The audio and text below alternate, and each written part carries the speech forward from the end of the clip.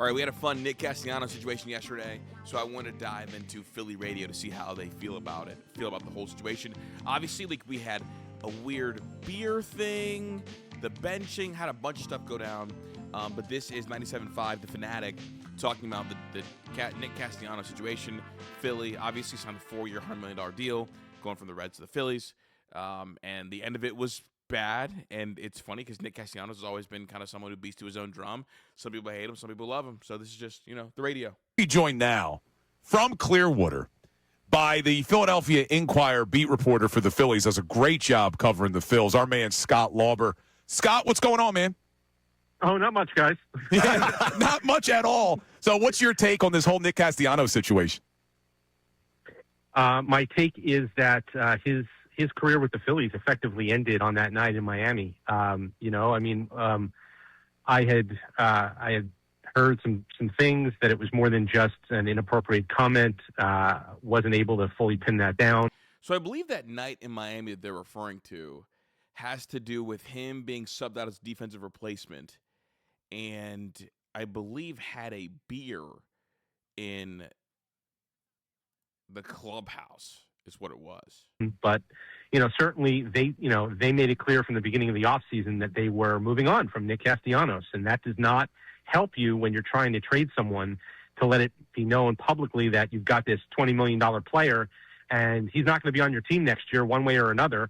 It kind of limits what you can do, right? But clearly they had made up their mind long before the end of the season that they weren't going to move forward with him. I know that Dave Dombrowski spoke to him after the season ended, after the postseason ended, and Castellanos quite clearly did not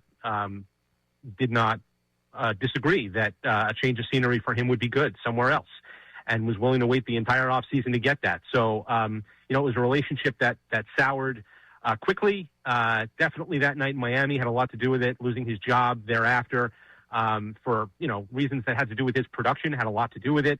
There were a lot of factors here, but clearly both sides knew that they were not going to be together any longer. Well, you look at these letters he wrote today, and obviously he did. The letters are psycho too. Not psycho. It's just such a unique way to kind of clear the air. The letters said the Miami incident. Okay, apparently I need to address the Miami incident as one of my friends on the team informed me there's an article waiting to come out without my consent, which we don't need your consent for articles, or comments about this situation, so I'm going to just share it myself. Honestly, if you do want to get your side out there and feel like, no one interviewed you before writing an article that's probably meant to kind of slander your value a little bit, true or not, meant to slander your value if you are not given the proper chance to respond. That's generally how it goes. But this essentially undercut that article because I haven't even seen the article. I don't know, whatever. As a veteran of the game of baseball, there are rules. I broke one in Miami after being taken out of a close ball game in front of my friends and family. I don't even know what that says. I brought a Presidente into the dugout, so that is, and then I sat right next to Rob and let him know that too much slack in some areas and too tight of restrictions in others are not conducive to winning. Shout out to my teammates, blah, blah, blah, for taking the beer out of my hands. Teammates and Howie for taking the beer out of my hands before I could take a sip. I appreciate you guys. Okay, so we had the beer, didn't actually sip the beer, just had the beer in the dugout. After the game, I went to the office with Dave and Rob. We aired out our differences, and the conversation ended with me apologizing for letting my emotions get the best of me. I would like to note that I was ready. To share the details of the incident in its entirety to the media the next day. I was instructed not to by management. The punishment I received for my actions was the benching the following game. I love this game. I love being a teammate, and I am addicted to winning. Jeez, I'm sorry. I'm not used to reading Nick's handwriting. I will learn from this. So that was a letter that you're going to hear referred to. But again, having the beer in the dugout, but didn't actually get to sip the beer, got taken out of his hands, and was ready to talk to the media about it that day, was told not to. Obviously saving it for in case, we need to make Nick look bad later on. Who knows? That's just conspiracy theory me. But anyway, that's what he's referring to in this. Reason because he wants to move forward and go to another team. Do you think this hinders or helps him moving on to another team?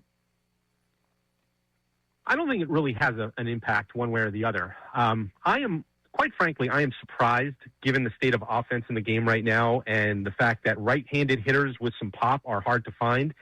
I've said this before, like Nick Castellanos was kind of like a car on the side of the road, right? Like the keys were in the ignition, the car was running, and the Phillies were begging someone to just drive it away.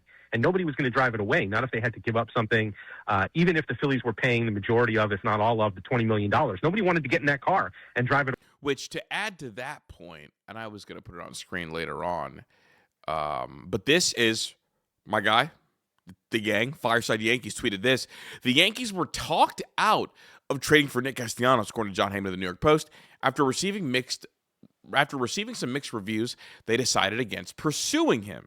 Away. So maybe the notion that things had gone sour here in a place where most players like playing for Rob Thompson, right? Nick Castellanos did not, and I think that probably gave some teams a little bit of like, hey, should we do our homework on this guy? Like, it's a free player basically, and nobody wanted it. Now he's been released. Teams no longer have to give up anything to get him. I think there are going to be teams out there that need a bat that say, okay, sure, we'll take this guy for the minimum salary and the Phillies pay the rest. And it's 1 year, and Nick Castellanos for $700,000 can help some teams. So I don't necessarily think it's going to hurt him now. It might have hurt the Phillies' ability to trade him because I think teams were probably like, why is this guy, why are they just walking away from this guy? What was so unsalvageable about that relationship? But I think now at this point for 1 year in a new environment, if you think you've got an environment where he can thrive, I think he could make some teams better or potentially make some teams better. I think the scare maybe with Nick Castellanos, why his market might be a little bit slow, is you worry about kind of the state of the locker room, and that's kind of been a growing theme year over year with players. For Nick Castellanos, I mean, his 4 years in Philly, if you just look at the OPS plus number just in and of itself, and I should have pulled up a WRC plus, but I'm feeling lazy today. You have the 96 year one with Philly, and he had 263, which, take it for what it's worth, the OPS below 700, not going to cut it. But then it was 112 then 104 before this final year being 87, and he never eclipsed 2 WAR in a single season when he was with Philly. In fact, in his career, he's only eclipsed 2 WAR 3 different times, that final year in Cincinnati being his best year per WAR, 3.1 WAR, and the OPS plus of 138, which is really good. Of the 2 years in Cincinnati, really good. But again, like, terrible defense, but does have righty pop, so he's going to be on a team. But I think that this is going to be still like Nick Castellanos has a lot of red flags on the baseball field, and now like more red flags, I guess, in the clubhouse. We're talking to the Philadelphia Inquirer. Scott Lauber does an awesome job covering the Phillies. Scott, I know you're short on time, so I'll just get right to it. Some updates from training or spring training. What do you make of Aiden Miller getting some reps at third base in spring training? All right, I don't really want to listen to too much of like their Philly camp breakdown. I'll save that for a Fireside Baseball show in totality, or like a full notebook that we'll do. But I do want another take, I guess, on the Castellanos thing. Yeah, here we go. Your host, John Kincaid and Andrew Salchunas, 97. I like him. I like him a lot. Does a good job. 5 The Fanatic, Philadelphia. We appreciate you getting in early with us today. It's Kincaid and Salchunas on The Fanatic. John Kincaid, Connor Thomas in for Andrew. Andrew will be back on Monday. I understand Andrew feeling a little better, which is great. And hopefully you are going to have a great weekend. Sean Rodman in for Connor. So yesterday the news broke during Unfiltered. And let's just say, Connor, you and I had a great show planned for today. We had no sports last night locally, so we were... And he's a Castellanos fan, or at least can appreciates Castellanos maybe more than I've seen most Philly sports guys appreciate him. I'll start there. Like, oh, good, we're going to talk about this, we're going to talk about this, and then all hell broke loose right in the middle of between my first class and my second class. Now we have a better show planned because while this is not good news for the Phillies and a lot of stuff to unpack with the Nick Castellanos release, it's certainly compelling. It is compelling news, and that's where it starts, is the Phillies make the decision to part ways with Nick Castellanos. And let's get some things out of the way, because one of the things that I think is important to do on a day like this is there are people, and I am victim of this sometimes myself. So I'm not pointing fingers. If you're in our YouTube audience, we appreciate you getting in early. If you're listening on the app, we love you being there. We hope you stay all morning long. I do this myself sometimes. You come in and out of conversations and you don't understand where people sit on the conversation. So it's important that we set parameters early so everybody understands, nothing gets misled. That's great radio. That's great radio, because a lot of times, like when you don't set those parameters, and I fall victim to this, when you start talking about something and you try to hit like every viewpoint to like let listeners know that you understand, sometimes people pop in and out and don't understand like which one you're actually on, so it comes across as real contradictory. For him, I think that he's a Castellanos guy, unless I've been misled and kind of popped in beforehand. But it's good to like kind of set the mark and open it up for discussion, instead of me being a radio guy telling you this is what it is, this is the only opinion. He's like, look, let's open it up. Let's talk about it. I just want you guys to know where I'm at. I do not find, with the data we now have, I do not agree with anyone who finds Nick Castellanos to be a sympathetic figure here. You agree with that? Totally. Rodman, you with that? Yeah, agreed. Okay. I do not find him to be a sympathetic figure.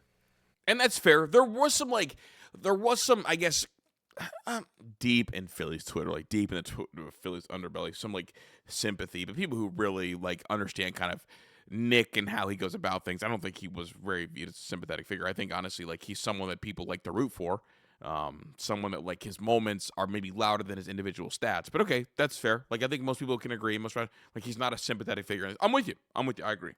Now that does not mean that I see Nick Castellanos as the Antichrist either in this story, as he is 100% the villain, and the Phillies are 100% the good guys.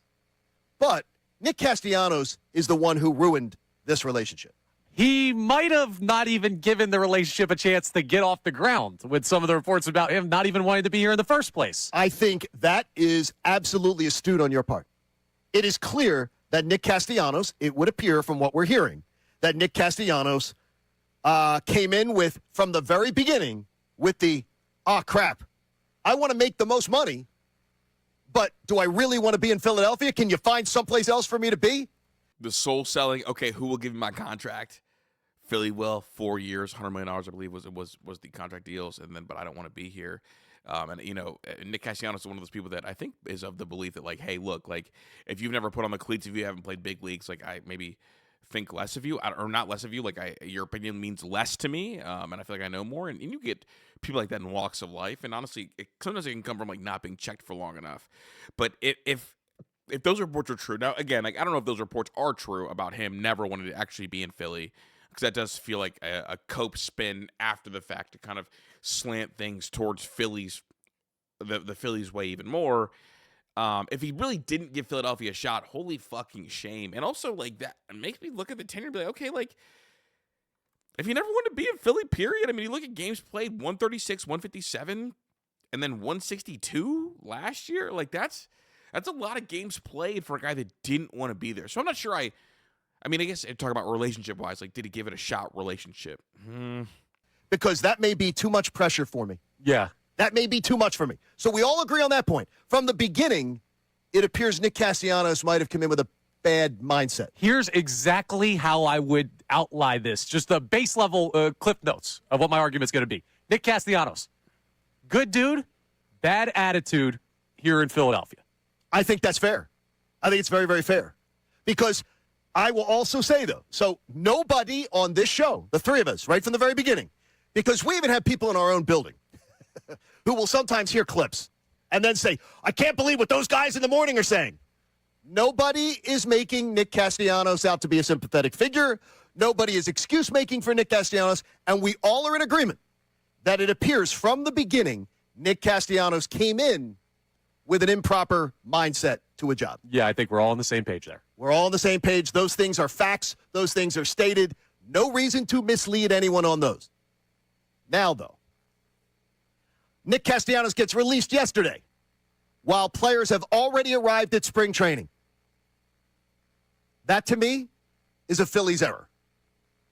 if all of these stories are true, and I can tell you this, Matt Gelb, Yeah, timing wise, right? Like timing wise, like this story's dominating things. We could have got this done way before spring training and been here. Unless, I mean, but the pushback, the argument is going to be, well, we were still trying to trade him until things kind of hit this point. if you're telling me in the reporters in Philadelphia, reputations around Major League Baseball, Matt Gelb has an impeccable reputation for his work, his reputation as a professional, his reputation as a journalist, just for getting things right and for doing things the proper way.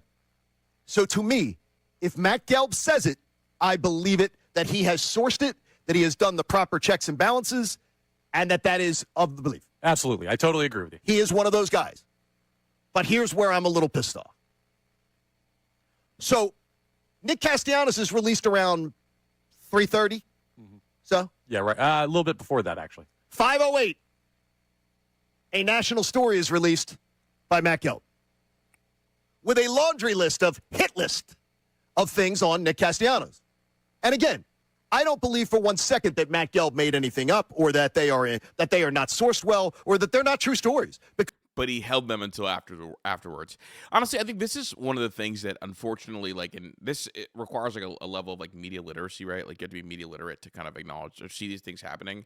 When a player gets cut, when a player who could be beloved by some people gets cut, which I don't know how beloved Nick Castellanos was amongst Phillies Nation, but a lot of times it becomes player versus team. And there's a faction of that player's fans who are always going to blame the said team for it. So you almost need like a media narrative to make it seem like that person was the bad guy and that's on them. And you kind of see it everywhere. Like you saw it a little bit with Juan Soto, just a little bit. After he opted to go to the Mets, you started seeing stories and reports about, like, wasn't always around. Oh, it was always about the money. You started hearing the thing about the suites coming out. Oh, yeah, like the Yankees weren't going to give him a suite. The Yankees don't get everybody suites. And he's like, well, I want a suite. And so that might have cost some things, but everybody else pays for their suites.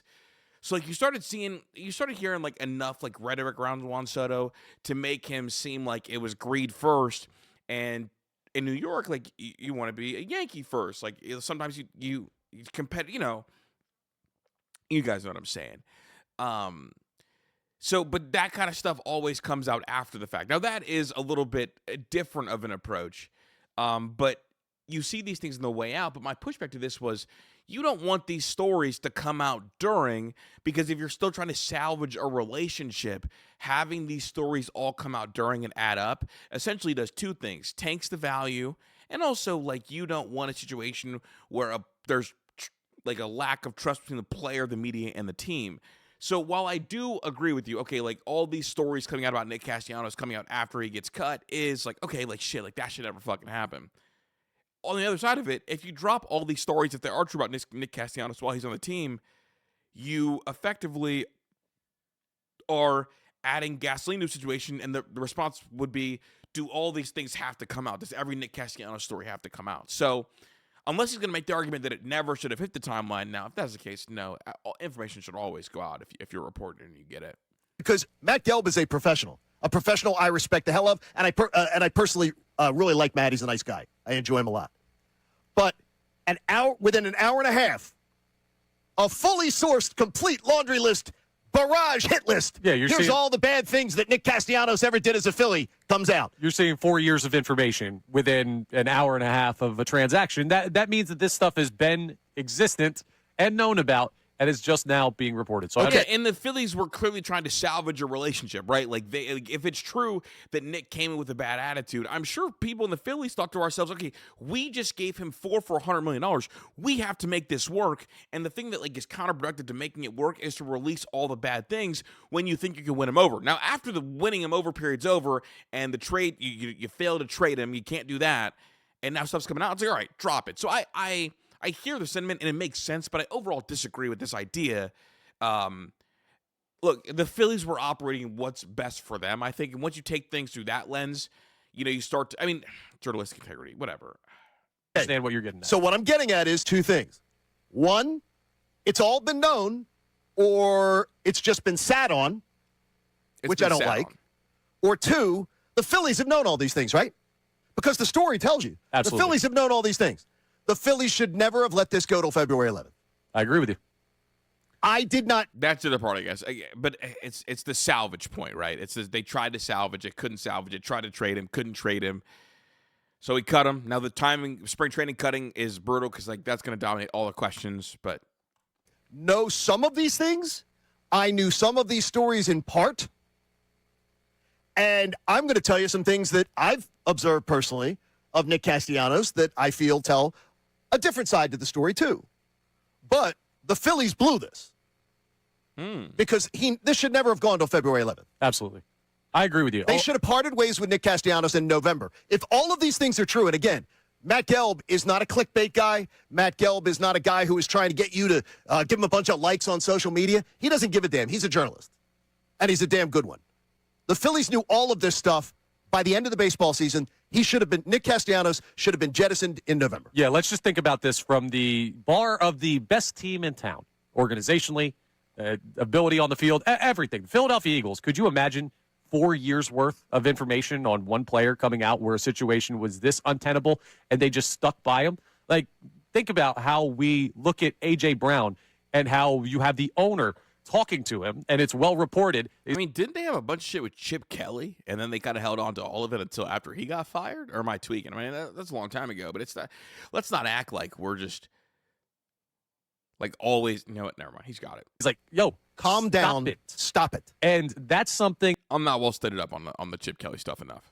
that happened, and we did see him stop with the tweets and everything. Now, the bottom line is this. The Philadelphia Eagles are proactive in making sure these situations don't exist, and we've seen them jettison troublesome players quickly in the past because they want to keep their team in proper standing. The Phillies, in this instance, let this drag on for years and years. And while you could try and say, oh, well, Dave Dombrowski's been trying to trade the guy for the past 2 off seasons, that's not good enough. Fix it. Dave Dombrowski, now I know, and I will make a slight apology to Dave Dombrowski Okay. today. I now know, with some of these stories from previous years, why Dave Dombrowski's venom towards Nick Castellanos was seeping out in some of those postseason press conferences.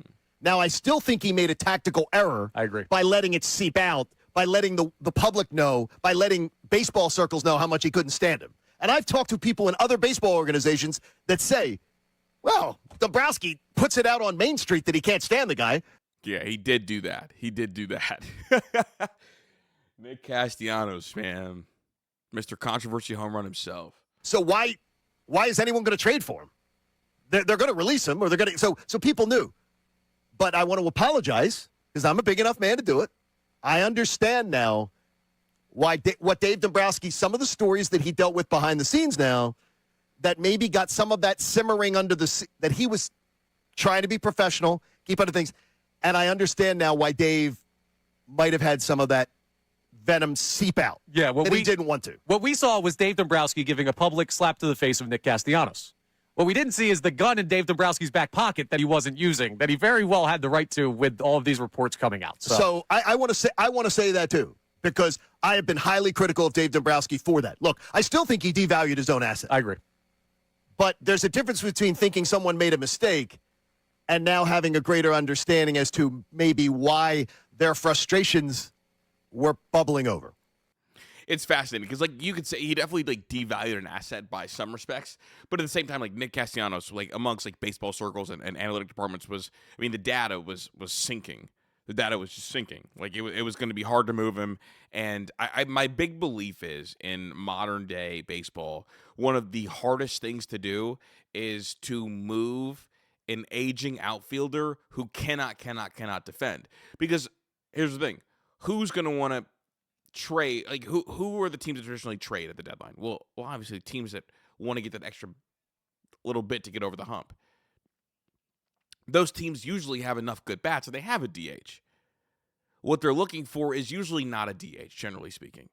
I know, like, as a Yankees fan, it's like, the DH spot gets clogged up. And like here we go, like in Philadelphia, like a horrible defender, but you couldn't really DH him because Schwarber's a better DH.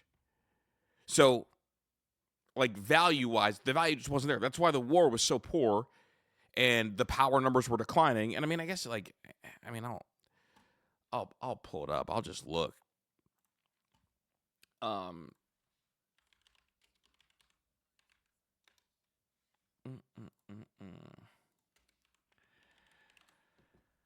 Nick Castellanos. Oh yeah, dude. Holy. He didn't devalue his own asset. The asset was already devaluing.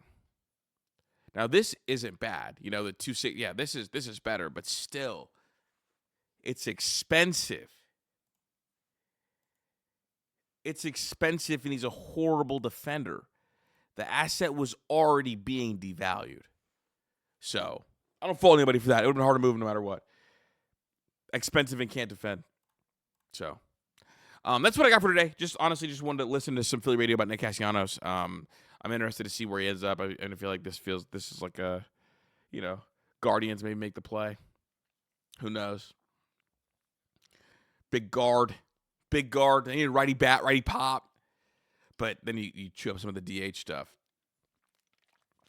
I love Surfing Savant, dude. This is crazy. I heard Connor Griffin say that he grew up watching Acuna. Acuna's 28 years old.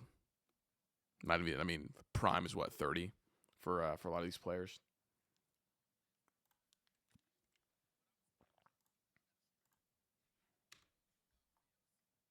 It's not gonna load my random player. Oh yeah, there it is. Tanner Scott.